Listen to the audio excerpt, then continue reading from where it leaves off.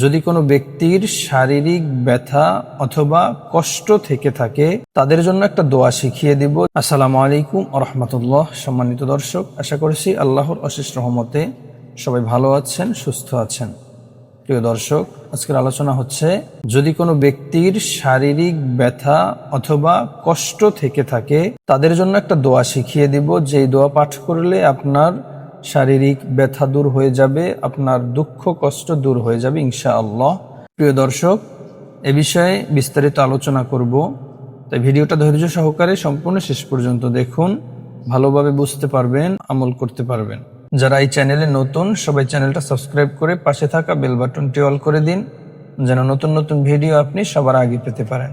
সম্মানিত দর্শক, আপনার যদি শারীরিক কোনো ব্যথা থেকে থাকে অথবা কোনো কষ্ট থাকে, যে কষ্টের কারণে, যে ব্যথার কারণে আপনার মন ভালো থাকে না, শরীর ভালো থাকে না, ওইসব ব্যথা কষ্ট দূর করার জন্য এই আমলটা আপনি করতে পারেন।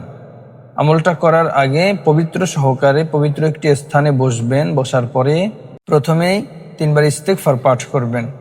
আস্তাগফিরুল্লাহ, আস্তাগফিরুল্লাহ, আস্তাগফিরুল্লাহ। 3 বার ইস্তিগফার পাঠ করার পরে 3 বার দুরূদ ইব্রাহিম পাঠ করবেন, যে দুরূদ শরীফটা আমরা নামাজের মধ্যে পড়ে থাকি। আল্লাহুম্মা সাল্লি আলা মুহাম্মাদিন ওয়া আলা আলি মুহাম্মাদ كما صليت على إبراهيم وعلى آل إبراهيم إنك حميد مجيد اللهم بارك على محمد وعلى آل محمد كما باركت على إبراهيم وعلى آل إبراهيم إنك حميد مجيد।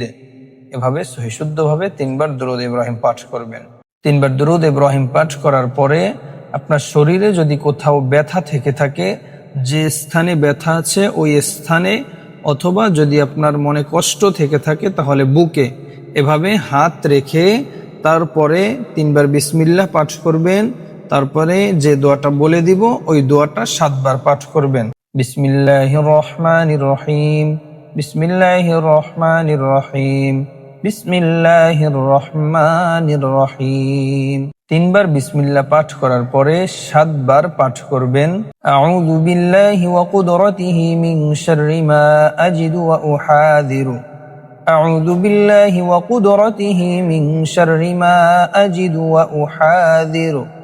এই দোয়াটা 7 বার পাঠ করবেন। তারপরে আবারও 3 বার দুরূদ ইব্রাহিম পাঠ করবেন, আবারও 3 বার ইস্তিগফার পাঠ করবেন। আল্লাহ তাআলা আপনার শারীরিক ব্যথা এবং কষ্ট দূর করে দিবেন ইনশাআল্লাহ। আমি যেভাবে বলে দিয়েছি আপনি যদি ঠিক ওইভাবেই আমল করতে পারেন। অবশ্যই আমলের পাশাপাশি আল্লাহর কাছে দোয়া করতে হবে, আল্লাহর কাছে চাইতে হবে, 5 ওয়াক্ত নামাজ আদায় করতে হবে। তাহলে অবশ্যই আপনার আমলে কাজ হবে, আপনার দোয়া কবুল হবে।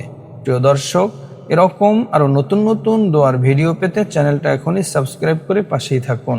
ভিডিওটা ভালো লাগলে লাইক, কমেন্ট এবং শেয়ার করে দিবেন। আজকের মতো এই পর্যন্তই। সবাই ভালো থাকবেন, সুস্থ থাকবেন। আল্লাহ হাফেজ। আসসালামু আলাইকুম ওয়া রাহমাতুল্লাহ।